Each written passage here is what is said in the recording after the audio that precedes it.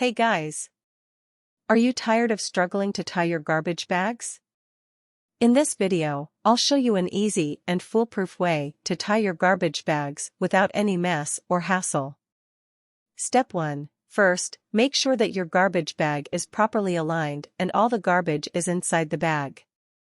Step 2. Next, pull the bag up and out of the trash can so that you have enough slack to work with.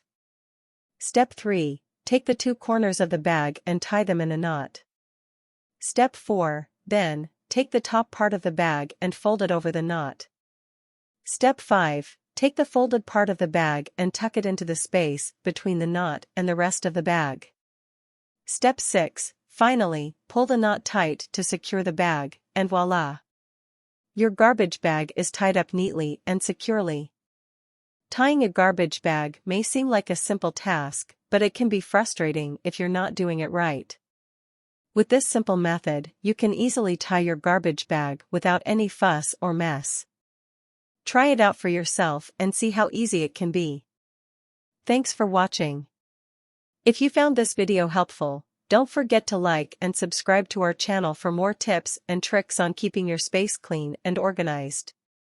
And as always, keep Trash Rite in mind for all your garbage and recycling needs.